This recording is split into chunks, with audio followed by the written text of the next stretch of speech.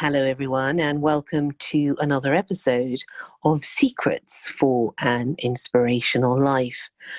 Thank you again for joining me on another episode. I'm very, very happy to have you here. And I'm wishing you all the most wonderful things. I hope that you are all well and that life, as always, is getting a little better. Somehow we can have hope, and we must have hope.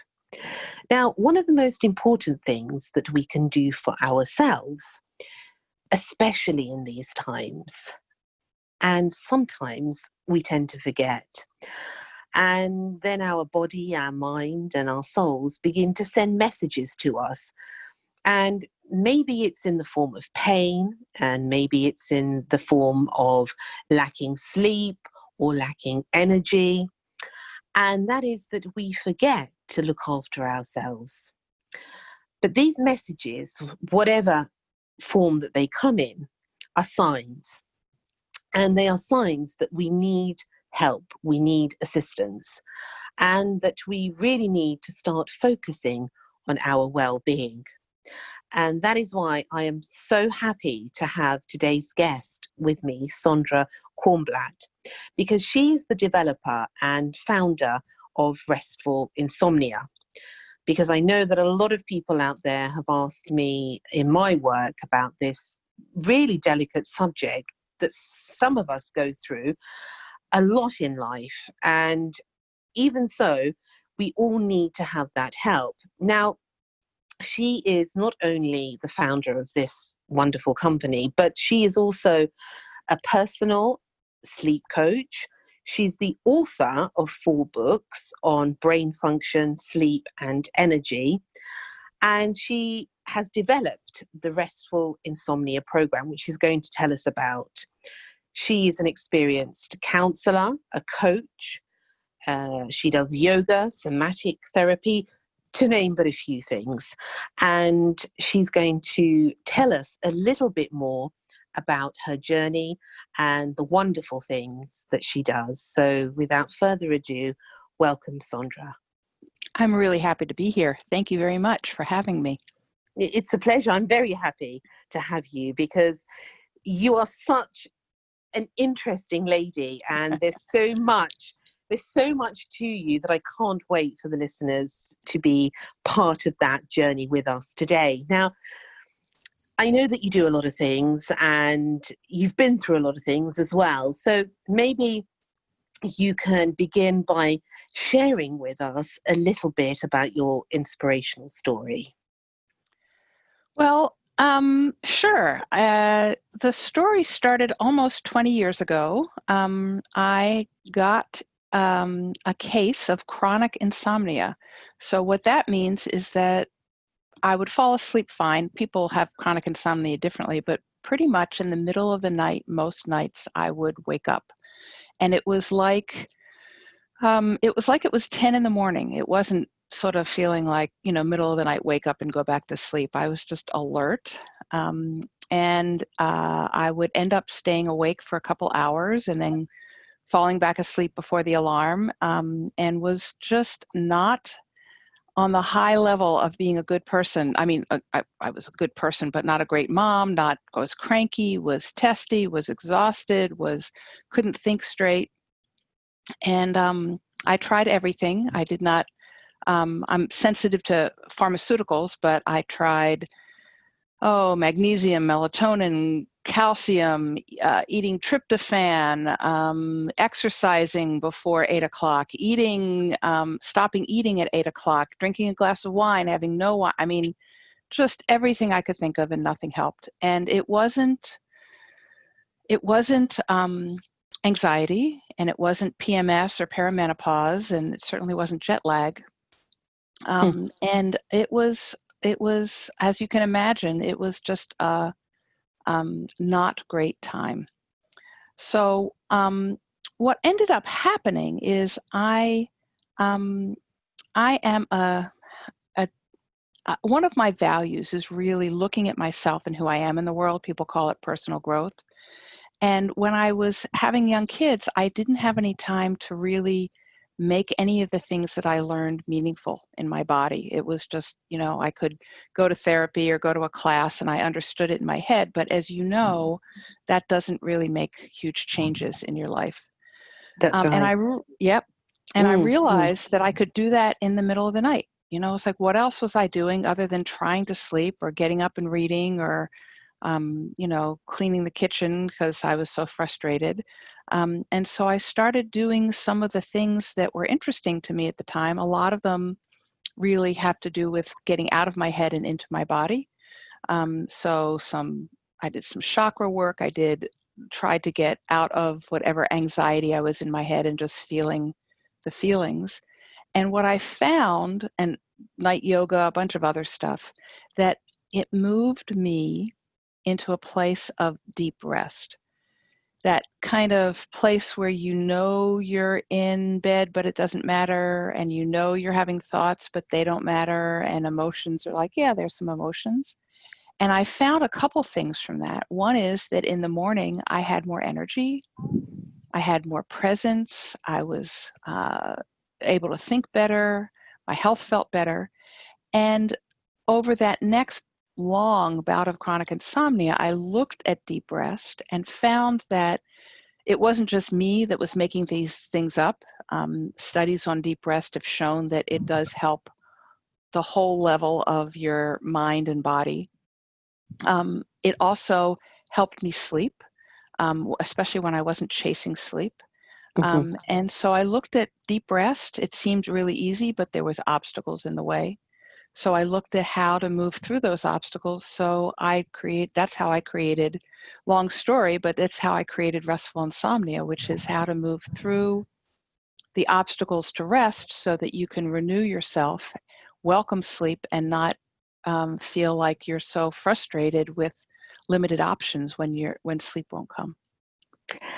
And that's how you develop this unique program to Yes. help people that are depleted from sleep. And because the thing that a lot of people, I know that you mentioned in some of the things that you've written, is that people feel ashamed also Mm-hmm. when they're not able to sleep, and somehow they don't. I know a lot of people actually who have this problem, and they have said to me that they don't want to discuss it with people because they feel they're somehow not good enough, Mm-hmm. that they should be able to sleep. And then it becomes a vicious circle of you should, and that puts then intense pressure on somebody. You said it right. You said it right. And people, it's like most people could sleep when they were little. It's like, well, what's wrong that you can't sleep when you're an adult? It's like you can close your eyes, can't you? Why can't you sleep? So, and then there's a whole level of shame that people feel like they're unable to do what they want to do in life because they're so tired. And the stress just increases. So it's a vortex, where people are just desperate to sleep because they feel so bad the next day. And then that desperation actually chases away sleep and they don't know what else to do. I know, And I've this been there. and this is where everybody becomes stuck, Mm-hmm. because you don't really know. It's like you want to run, but you don't really know where to run to. Right, right, right. Yep. And tell us a little bit about this method and this technique, how it works, Sondra. Well, what happened was that as I looked at the obstacles to rest, which also happened to be the obstacles to sleep, I developed what I call the 7 pathways to rest, because we operate. We're not an on-off switch. People often go to bed and they kind of want to have that sleep switch like they have on their computer, just press that beep, beep, beep, I'm asleep. Yes. And it doesn't work that way very often. And so what I help people with and what I work on is your relationship. So it's not an on-off switch. It's your relationship to sleep and rest, your relationship to your environment, honoring that a car alarm in your ear is going to keep you up, but there are other parts of your environment that you have. You can find places to rest even when they're not perfect. Your relationship to your body, because we often are pretty disconnected from our body. We just do the minimum that the body needs to maintain versus really understanding its wisdom and settling into it. And then your relationship to your mind, which keeps many people up, your relationship with your emotions, sense of a bigger picture, and your sense of yourself in the world. All of those things make a difference in terms of how you're able to settle into who you are, settle into the world of night and letting go, and be able to really have that renewal of not just your body, but of just your whole mind and your emotions and really who you are. And that's so important. And also one thing that I notice when people talk to me about this, and I have family members who suffer with insomnia, is that they begin to fear the night. Mm-hmm. Yeah. And because I love the night, I have to say, because of this peacefulness about it. But I realize also that a lot of people don't like this darkness and the sleep part of it that comes and the not sleep part of it. And it's this actual real fear Mm-hmm. that they're not going to be able to sleep. And it creates a huge, huge anxiety. So how do people get over that? I mean, I know it's a process and I know Mm-hmm. it's a technique, but the first step to actually admitting that we may be afraid of something, I suppose we're halfway there in actually dealing with it. But how do you deal with this night fear in a way? Mm-hmm. Mm-hmm. It's a really good question. And I think there's several layers of it. I think that people are afraid of the frustration with sleep. I'm really curious about, little kids are often scared of going to sleep, the monster under the bed. And Yes. I'm just really, actually, you caught me as I've started to think in the last couple of days about what is that? What is the fear of really letting go? And I think that I work with people and I talk a lot about layers of reality, that there's not just one thing that's correct, but that helping people find parts of themselves that are ready to let go, or using their imaginations and starting to develop that and honoring the fear. It's not a matter of, the right way is to not have fear, because fear is a language, it's our emotional language about something that we need to pay attention to. It probably is not the story that we create around the fear, but there's something that we want to stay alert to. And so really, there was a client I had who had a lot of fear of the night, and he had no idea how to rest. So we were talking about this, and I asked people their hobbies and their interests, because I really like to use that to create personal tools that help them. And he happened to be into, and he was a little embarrassed about being really into Dungeons and Dragons, but he Oh, I had his love own, that. yes, he had his own characters and all of these things. And so I said, okay, so you don't know how to rest, but you have this huge mental, emotional connection with these characters. Ask them how they rest, not how they sleep, but how do they create safety? And so he started using that imagination to, What a good idea. What a good yeah, idea. Yeah. yeah, to help him sort of figure out what he resonated with. How could he, if this dwarf giant could rest, in this tree or whatever, I'm making all of that up. It's like, well, does he need an image of a tree to rest? Mm, And mm. so he through our work together, he created ways that for him helped him start to befriend the night. That's a very good way to put it. And actually, I really like what you said. I've never heard it being told in that way. It's the language of fear. Mm-hmm. And fear comes to tell us something, usually. Mm-hmm. Mm-hmm. And maybe it's something that we don't want to hear, but it's something that we need to address. Mm-hmm. Mm-hmm. And it's so interesting because we tell stories that may not be true about what the fear really is. And that's, for me, where the somatic work comes in, the being in the body. It's sort of, Okay. it's just feeling feeling the body feel fear, and it's not very much fun. Because I don't know about you, but I've grown up very anxious. And I tell you, I'd much rather distract from really sitting and feeling my stomach sort of turn and those things. But when I sit with what's going on in my body and pull in a resource in my mind to help me sit with it, then the fear starts to abate. And I get to understand what's old, because there's fears that I had when I was little that that sometimes, lots of times, that's really what needs to be resolved rather than what's in the present time.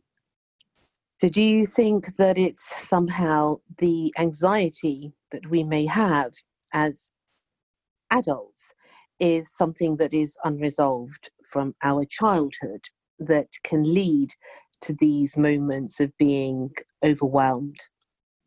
I think it contributes. I mean, the world is a tough world. It's always been a tough world, but Yeah. as adults, it's like there's a lot to manage.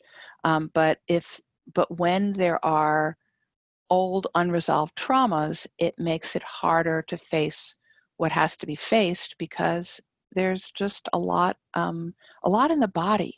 There's not a lot of room in the body because the body's been holding on for so long to manage the current situation, because it's just the image I'm getting is a root of a tree that's not getting the nourishment because it's filled with anxiety. So it's sort of, cleaning out the old stuff so that you can find the joy in the moment and have more resources to deal with whatever's happening. Now, I know that you say reading, very, very interesting and very knowledgeable lady, I have to say, Sondra. I'm really impressed. But you said that sleep is a process that starts with rest. Mm-hmm. It does. And how do you distinguish between rest and sleep? Because people don't usually. They just focus on the sleep and they have not a clue that it actually comes with being at rest. Right. So, one of the worst things to do for sleep is chase sleep, because sleep is about letting go. And when you want to sleep, you have a goal. You have a goal of, you have the goal of letting go, but that means your body and your emotions and your mind are monitoring whether you're asleep or not. And so I don't know if you've ever had this, but I know I've had where it's like, I can't sleep, I'm falling asleep. And I think, great, I'm falling asleep. And it's like an alarm clock. It's like, well, now I'm awake. Am I asleep yet? How much asleep am I? Yes. And let's talk about the last 15 years of everything that went wrong in your life. Right, exactly. Yeah. Exactly. Yeah. So what happens is, though, that when you look at the fact that you can't create sleep, but you can support rest. When you support rest, you understand that it's a process. You know that you might move to rest and then back out of it, but you're having that tide of rest. The waves are coming in. And so you're not worried about it being on or off, because you're moving in that direction. And there's things like, I go to bed and my mind is going, and I think, I sometimes think, why aren't I asleep? And then it's like, Sandra, you know how to do this. It's like, oh yes, I do. And so then I start doing the things, and I know that when my mind stops making sense, it's like, great. My mind is letting go and I'm awake again. It's like, that's okay. My mind is starting to let go. I'll go back, and I believe in even nanoseconds of rest, that when you start to have a nanosecond of rest, that they start to come closer together, and then they turn into moments and minutes, and then you're not paying attention, and it turns into sleep when you're not looking.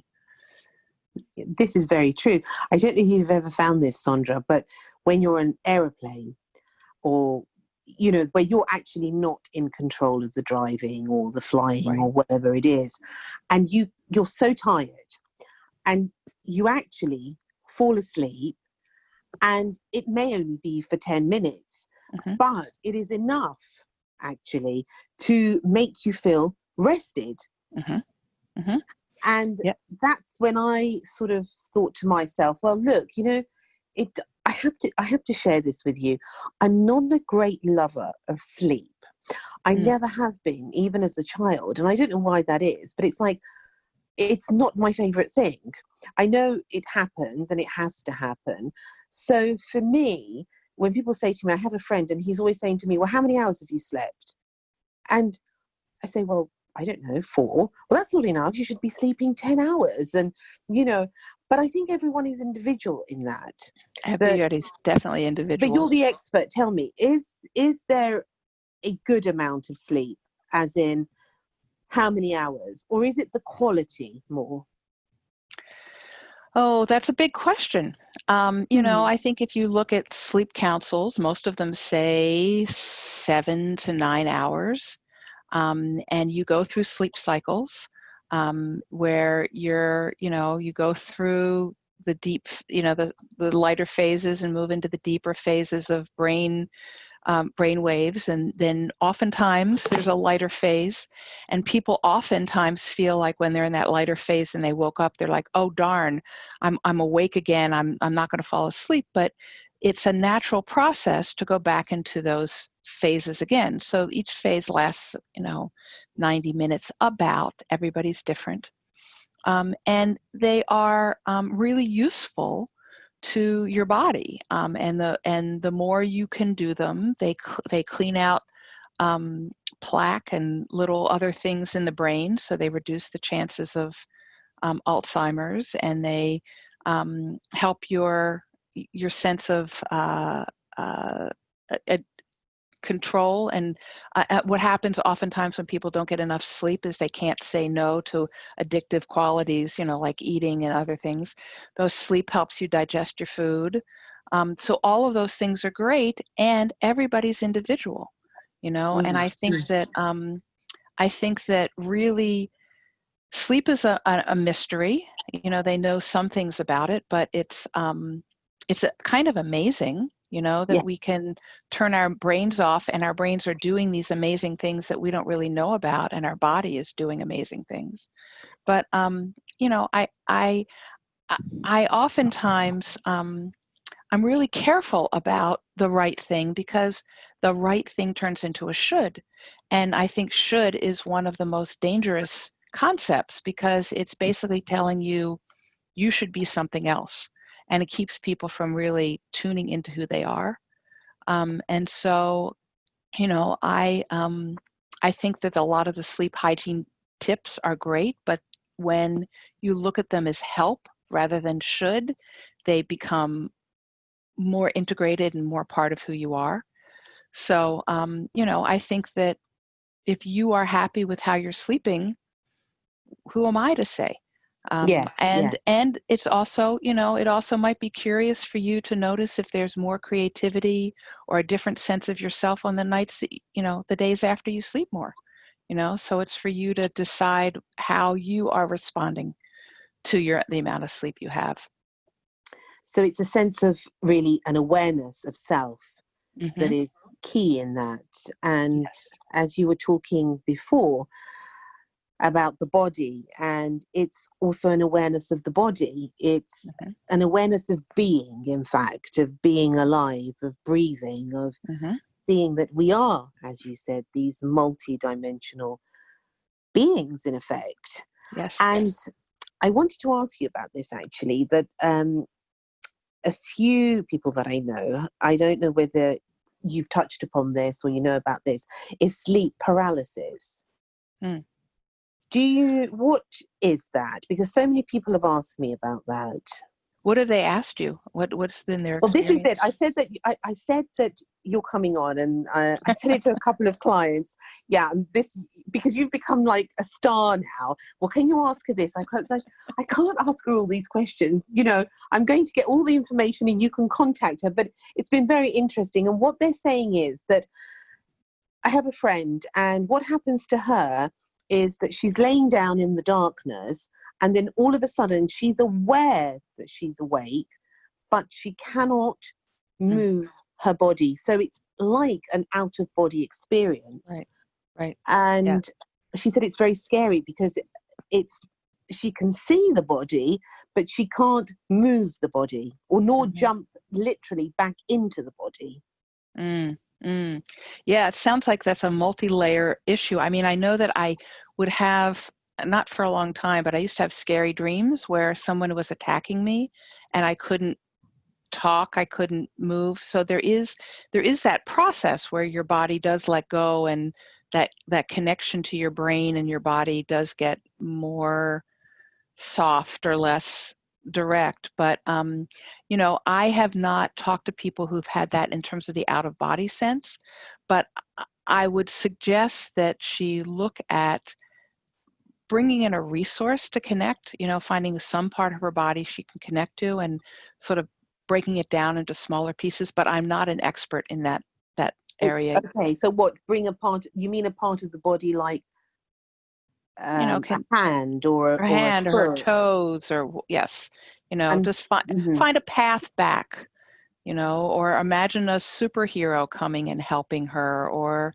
an angel, or just just to and to remember that this has happened before and she's come back to it.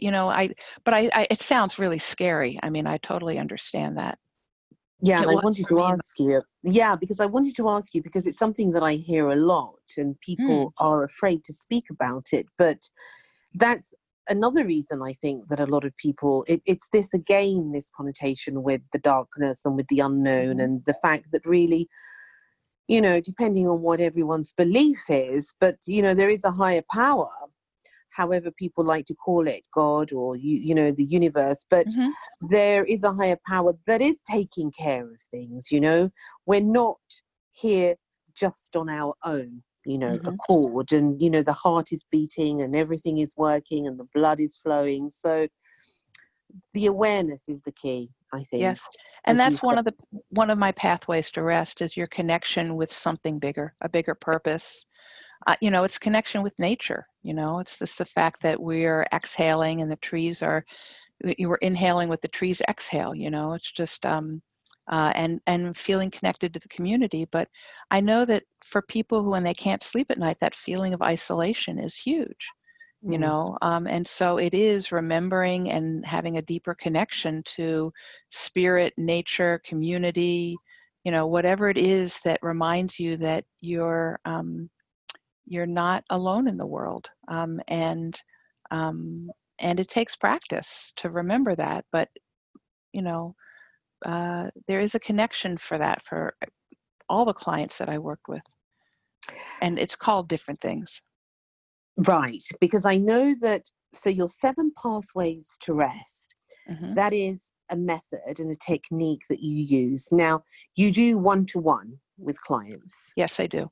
And, the 7 pathways to rest are really for people dealing with sleep issues. And I also work with people on issues of stress and shame that may or may not be related to sleep. But we often use some of the same pathways. It's sort of like, what is your relationship to your body? What is your relationship to your mind and your emotions, so that people have some ways to not be as overwhelmed or identified with the concerns that they have, that I also honor come from good causes, and we can change our relationship to those as well. Very true. Now, the 7 pathways to rest, how long does that take, or is that entirely upon the individual? So when I start to work with people on sleep issues, we have a 9-session initial working relationship, so that helps me really do a strong intake about what's going on, going through the 7 pathways, and coming up with a plan for dealing with the next steps. And I continue to work with some people after that, and some people just want the tools, and they feel that they're focused mostly on the sleep and rest. So that's the initial place that I usually work with people in terms of who are struggling with sleep issues. And you can do it with anyone, technology being as it is now, you work with everybody and anyone wherever they are in the world. Yes, and what I offer is a free consultation to see if it's a fit.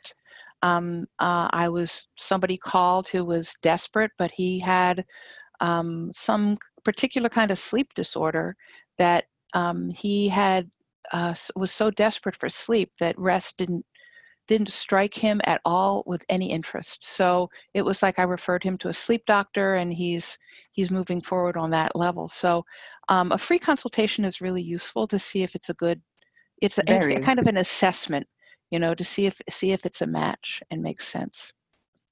And I think it's a great gift, really, for people. That's something that we'll have to say at the end of the show so that they know where to come to find you.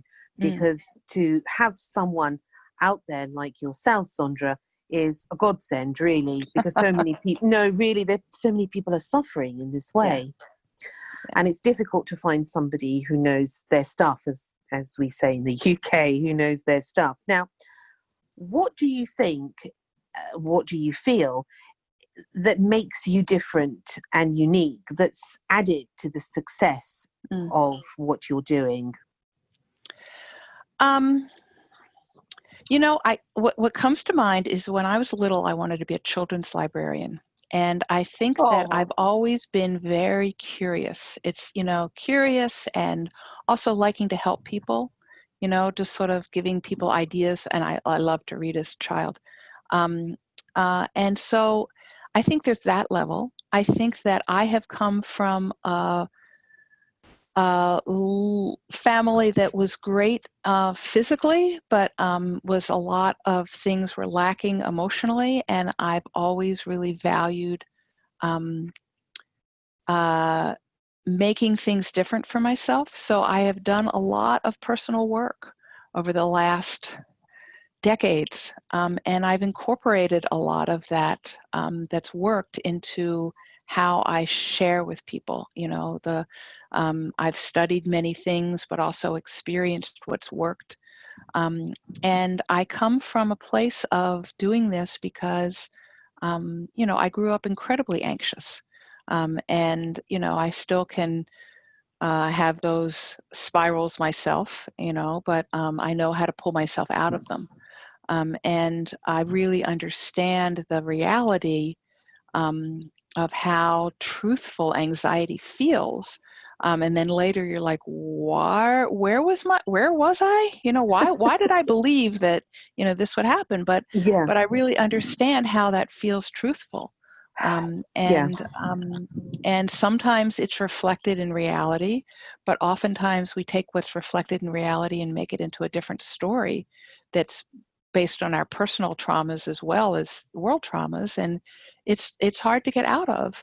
But I feel like I've learned tools, and I can help people because I also see that people are individuals. I don't feel like there's a one way that everybody needs to do something, and so I think people feel seen from that, and I'm happy that I can provide that.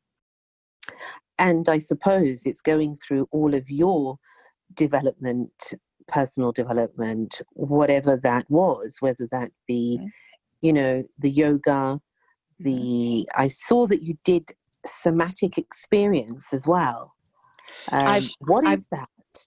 So there's a large interest, and many people, Peter Levine and many people are really looking at not just the verbal talk therapy, but really what goes on in the body. The body really tells no lies. And so finding people who can pay attention to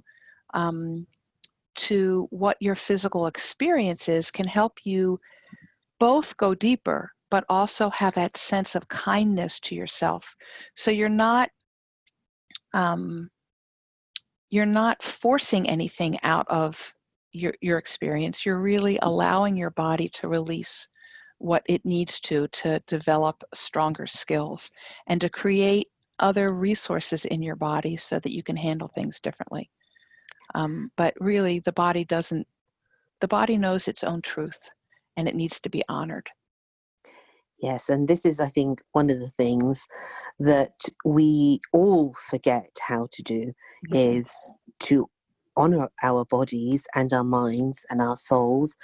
Because sometimes, Sondra, we don't have the skills No. or the tools to do it, and we need help from people, Yeah. from other people, and we shouldn't be ashamed to ask for help. No. And we're all doing our best, but Mm, we live in a very, very mind-centered culture. And we really have been disconnected.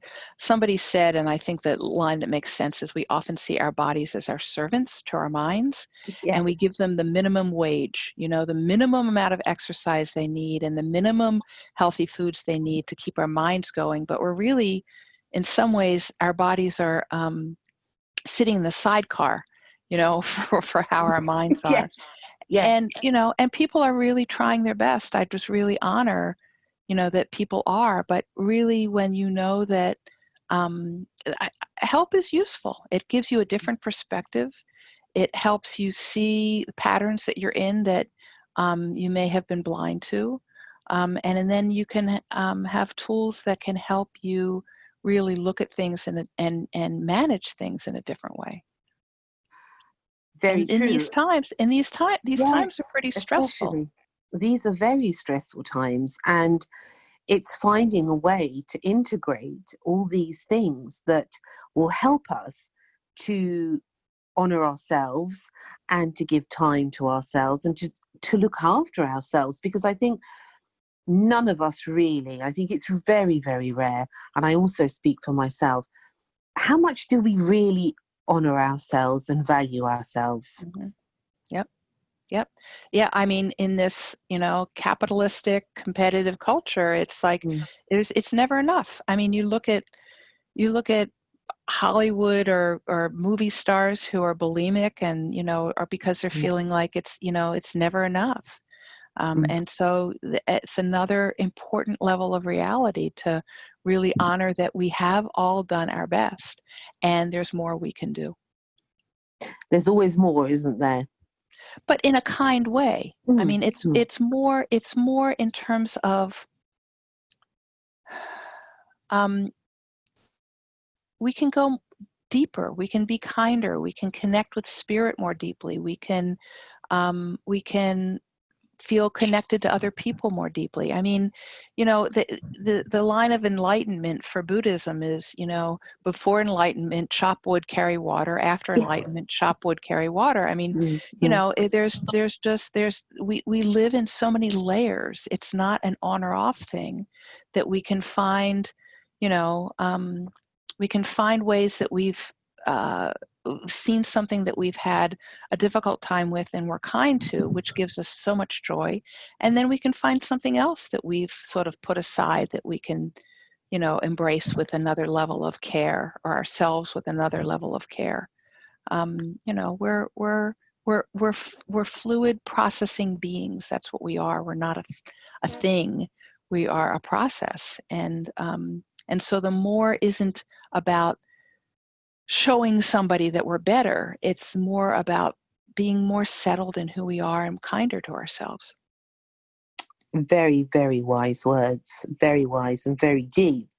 And I think we beat ourselves up more than anyone else could, because Mm-hmm. in this world of technology and this world of materialism, we somehow have made ourselves to be robotic. And this is the on off switch. I want to sleep, I want to do this, it must happen immediately. But we are infinite beings on a journey towards eternity. We can't demand that of ourselves. We're not machines. Mm-hmm. Mm-hmm. And it's important to look at what comes. I spent the last year really looking at shame Mm, and how it was running me, and looking at some somatic and relational work in terms of understanding what happened. And I think for me the trauma was, on one hand, my particular parents, who were unable to really see me as a person. A certain level of narcissism was part of their experience and their focus, and alcohol and rage, it's like everything. But what I also realized is that the way that we have individualized families makes it really hard for just about any parents to do what needs to be done. I think what we ask of parents is insane, to have just two grown-ups taking care of kids, because everybody hits a place, grown-ups, of not being able to function at 100%. And in places where there's extended families, or where there's cultures of grown-ups taking care of kids, if your mom gets sick, or has some financial issues, or has a bad day, you have another grown-up who can be there for you, which reflects to you that you are a valuable person. So our expectation that any two parents can handle this, no wonder people hate their parents, because the expectation is just impossible, really. To be able for two parents to be able to do everything themselves is just is huge. So I just honor that shame happens for a lot of cultural reasons as well as personal reasons. And there's a lot of shame, because there's a lot of things that we would do, I'm sure, if we were not embarrassed, if we didn't feel shame, and if we didn't feel stupid. I'm not doing that because I feel stupid and people are going to laugh at me. Or actually, that feeling of shame is, for example, so huge. When I was young, I had a lisp, so I couldn't pronounce my S's, and very quickly they put me into speech therapy.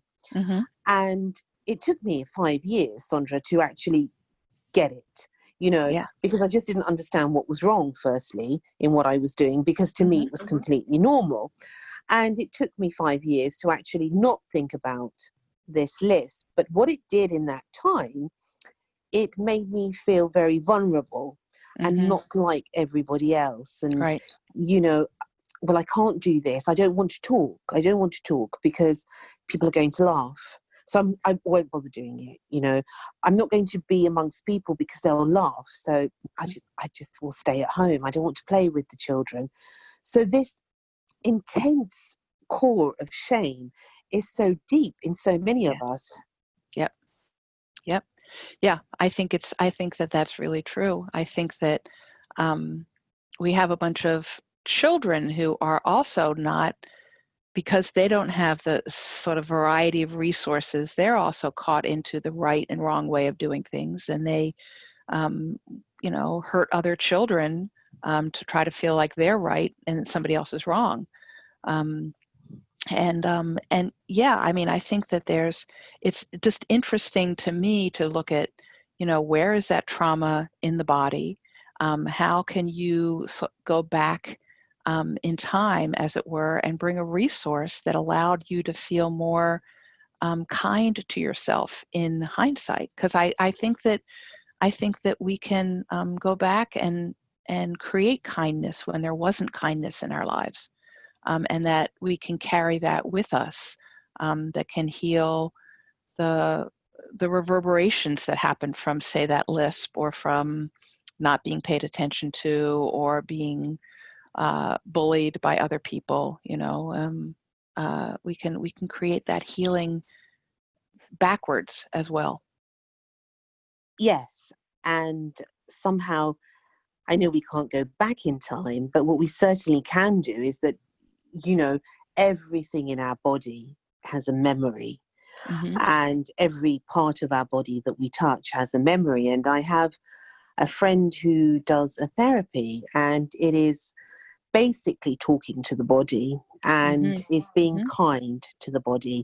And I believe in these things because I've seen them work, and I've gone through many different therapies, met many different teachers, across the world. And, I'm very interested in this sort of thing. And one of the things that he says to me is whatever, because I have chronic pain, and that comes from an old injury. And he said to me, well, what you need to do is you need to love that pain. And I said, what do you mean? I mean, I made friends with it a long time ago, because I realized that if I make friends with pain, it actually does help me in life, because it tells me what I'm doing too much. Mm-hmm. It's my barometer, in fact. So he said, I need you to talk to your pain. So he said, put your hand on the pain and actually say, you know, I'm really sorry for not listening to you. I said, are you mad? You know, I was having one of those moments where I was really in a lot of pain. And no, he said, I'm not. Say sorry. I said, I'm not saying sorry. I'm not saying sorry. I said, it should say sorry to me. And he said, well, why? And I said, well, I don't know. But, you know, we had this whole thing, and I was really upset with him then, you know. And then I did it, you know. Actually, it took a few weeks for me to accept to do that. And I did it, and it was very painful. And I said, you know, I'm really sorry. And you know what? Although I am a chronic pain sufferer, it eased. Mm-hmm. And, you know, you can hear the voice of the body, and it said, well, you need to really be loving yourself more, that I don't need to be this intense to remind you. Mm-hmm. Mm-hmm.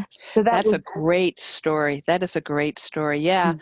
And I think we look, I help people also with pain. Pain is a real, Okay. I just really, you know, I'm very, how do I describe it?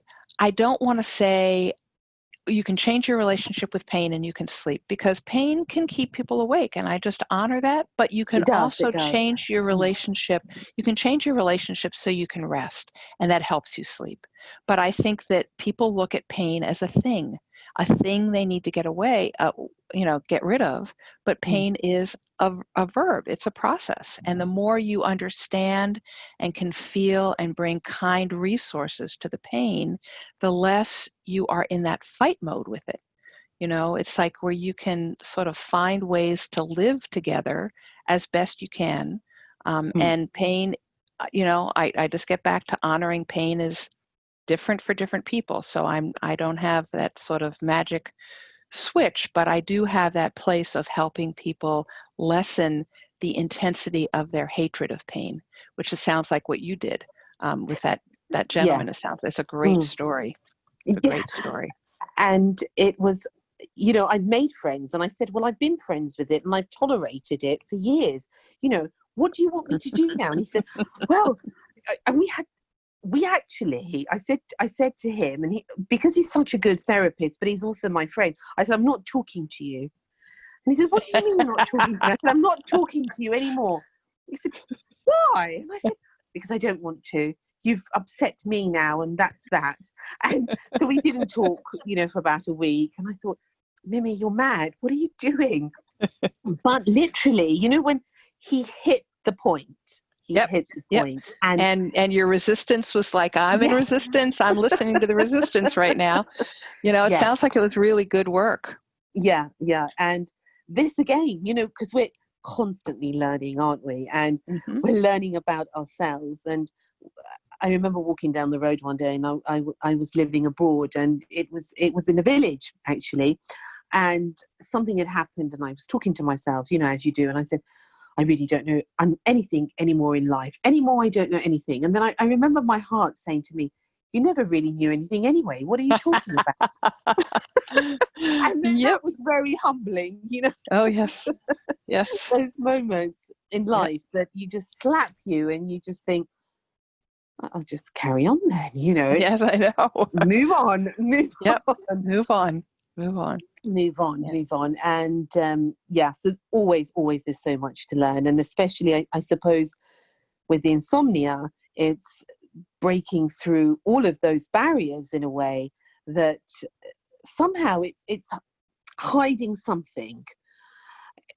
I always feel that sometimes, you know, when we don't want to face something, it becomes huge in our life. And I don't know whether that is something also that you deal with in your practice. Yeah, I mean, I trust that people will unfold as they need to unfold. you know? And so it's a process, you know. I'm working on stuff now that I wish I'd worked on before, but I couldn't have, you know. Mm. I wasn't there. And I also think the other thing that I help look at helping people with is dealing with current anxieties. You know, how do you live? I did a video series, uh, uh, finding rest in turbulent times, because you know the current situations and the fears we have can really start to play a number on Mm. ourselves. And you know, how do you manage? You know, at that time that I wrote it, it was after the previous election in the U.S. But you know, how do you manage lockdown and racial anxiety and you know, racism and you know, fear about toilet paper? You know, it's just I don't know. I still don't know what the hell that was all about, I really. know. But hey, I you know. know, Right, right. You know, I'm if you have beginning to enough. wonder if it was real. But then I saw so many people carrying toilet paper. I had to believe it in the end. Yeah, it was sort of like Mm. if the more rolls of toilet paper you have, the safer you'll be. I don't know. Yes. But you know, but those things, you know, you can find ways to rest even Mm.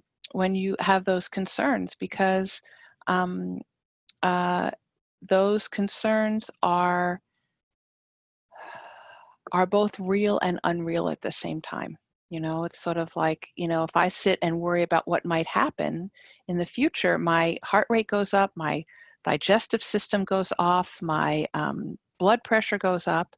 Mm. And so honoring that happens, but also knowing that right now in the moment, what else is happening? Well, my house is fine. You know, I have plenty of toilet paper. I have plenty of, you know, beans and, you know, other Mm. kinds of things. So, you know, just being able to understand that, and again, I could get back to talking about layers. You know, it's sort of like finding the multiple layers of reality rather than feeling like one truth is the only truth there is, and being able to bring in other resources when you're feeling stressed. And don't be ashamed to ask for help. Nope. And, you know, I think that in different cultures, asking for help has different meanings to it. Mm. You know, I mean, the whole British stiff upper lip, I don't know, you know, where that is as well in terms of people feeling like they need to do it themselves. Absolutely, they do. Yes, Yep, yep, very much so. but we, you know, we are, it's clear even with the coronavirus is that we are all one organism of human beings. You know, we are, we aren't separate from each other. You know, you go over to somebody without a mask who coughs on you, it's like, you know, you're exposing yourself, and getting help from other people is the other part of making the organism work, the Mm. organism of human beings. Yes, and even though we, for a long time now, for several months, we've been separated from people that we love and the usual people that we interact with on a day-to-day basis, somehow, I don't know about you, Sondra, but I have actually felt more connected with Mm-hmm. humanity than Mm-hmm. I felt when everything was open. Yeah, yeah, yep. Because we just sort of took things for granted and didn't Mm. see, you know, what was there, and it's so clear that everybody in this whole world is at risk for the coronavirus, and everyone can also minimize the risk. And we are all connected, very We much are. so. We are very much so, and I think that this is a time of great awakening, and Mhm. gently, but even so, it's happening, and somehow, whether we like it or not, or whether we're comfortable with it or not, it's happening regardless, because it needs to happen. And that's something that I wanted to ask you is, how are you overcoming, you know, challenges, both personal and professional, in these times? How are you keeping sane?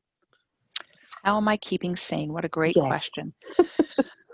Partly it's my body. You know, Mm. I've been doing a dance just an online dance, which used to be in person once a week, where we just get together and dance for 90 minutes. Well, that's I'm rather walking, lovely. I'm gardening, Mm-hmm. and I try to be careful about a zoom in or zoom out. There is a certain feeling about looking in the near future that is like, I don't know what's going on. My sense of uncertainty is huge, and my eyes can get big and my heart rate. And so I either look at the tasks at hand, what do I need to do now? So zooming in, or looking at the ecological time, that how long we've been on the earth, and the benefit to climate issues with people staying in, and just looking at the bigger picture or the more detailed picture, because looking at the unknowns doesn't serve me at all, because because the issue that happens is that our minds, bless our minds, they like to solve problems and control things. Yes. And Oh, and they're very useful. I'm glad we have them. yes. But when they feel like they're the only thing running the show, they just create more problems to solve. And there is a place of the unknowns where my mind cannot figure it out. And my mind starts panicking. It's like, well, do I, I mean, do I need to create the garden of the world? Do I need to, do I need to move to, New Zealand? Do I, it's like, and I can't do any of those things. Mm, It's like I can't, but my mind is like, well, you have to. It's like, but I can't. So I don't go there.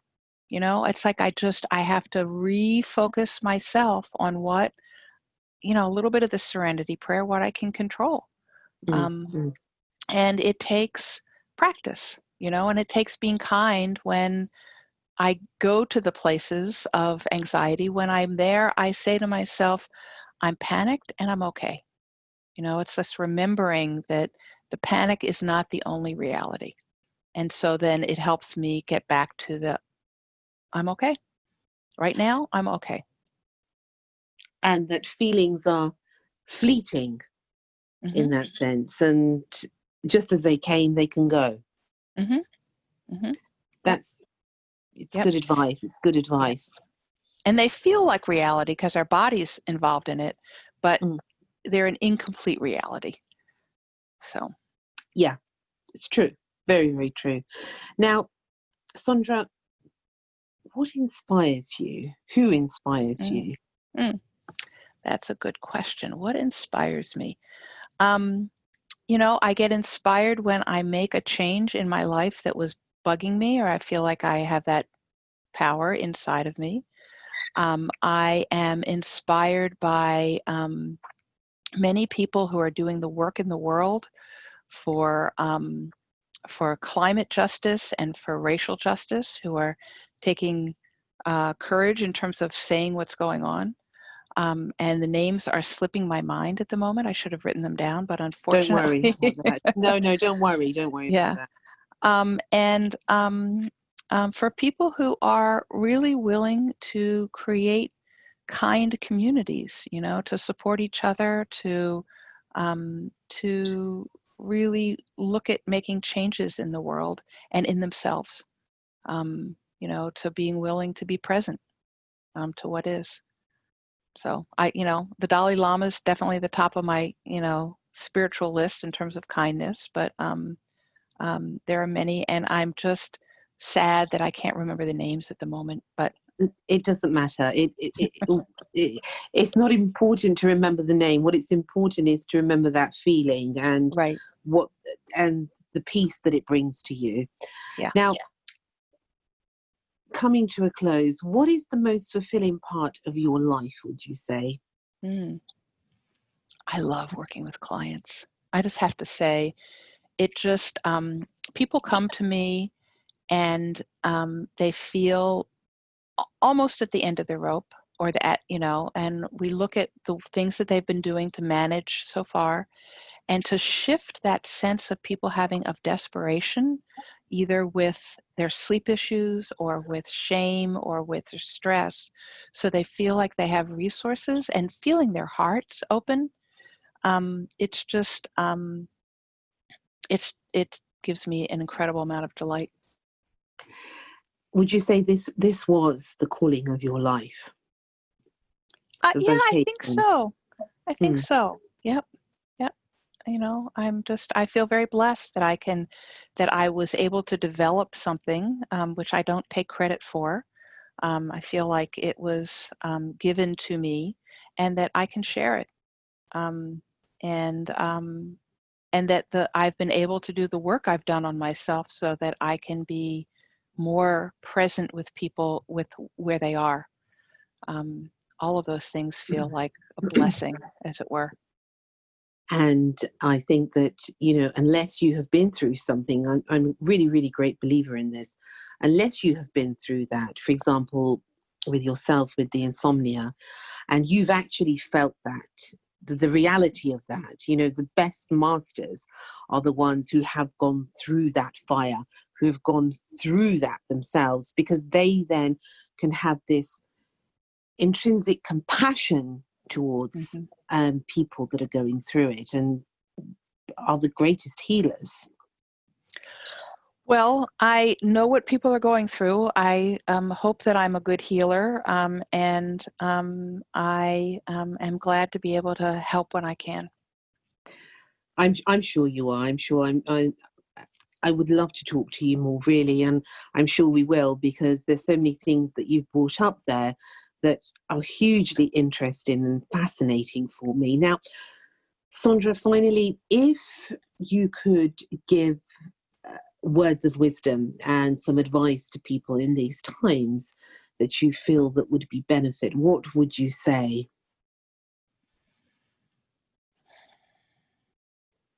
I think it's using the times that we're having to make the most change you can.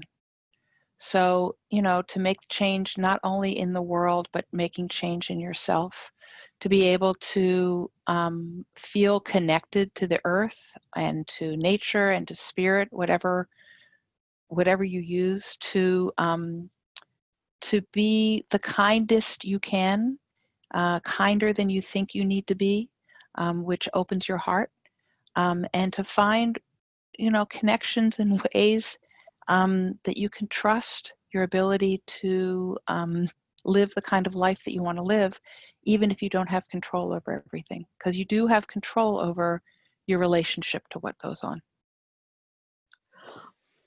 That is wonderful, actually. That is, wow. I saw a photograph. I don't know whether you saw this, and I can't remember now who it was that said it. And it was a gentleman. I don't know if you've seen this photograph. And I think it was Syria, and it was the war. And I think he was smoking a pipe, and everything around him had crushed, everything. It was rubble. But yet he had the record player on. And I thought, wow, it doesn't matter what's going on around you so much as to what's going on inside of you. Yes, I think that we are part of the world, and the more we can change the world, with what's in our heart in a kind Mm, way, also yeah. makes a difference. Helping people, creating communities, standing up for racial justice and for climate justice. But again, doing it from a place of um, um, that your intention is to be there and to be present as much as possible. And honoring the fact that our minds and our bodies don't want to be present, So again, being kind with who we are, even when we're not who we want to be, Oh, because that comes up with yes, all of us. it does indeed. It does indeed. Thank you so much, Sondra. It's been beautiful, really, it has. And I really, really enjoyed having you on today. You're a great interviewer, and I love this conversation. So thank you so much for inviting me. It's a pleasure, and thank you so much for doing me the honor, gracing me the honor to be on the show today. And for all the listeners out there, where can they get hold of you? So whether it be social media, your website, so that they I think can my touch base with you. I think my website's probably the easiest. It's Mm-hmm. restfulinsomnia.com, and Mm. there's ways that you can contact me through there and find a little more about what I do. Okay, wonderful. Again, thank you so much, Sondra. I'm Thank you. smiling because I loved this interview, really. It opened my eyes really to a lot of things, and I will definitely be talking to you about them. But thank you again, and I wish you all the very best in your beautiful work.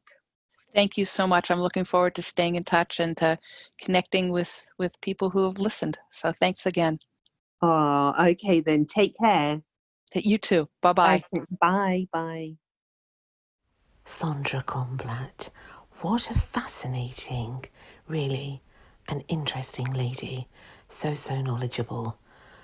And it really just goes to show that there is always help. We are never really alone, as we belong to humanity. So we only just have to reach out and ask for help. Fascinating subject. Thank you so much for joining me today. I really appreciate you, and I look forward in seeing you in the next episode. Take care and lots of love.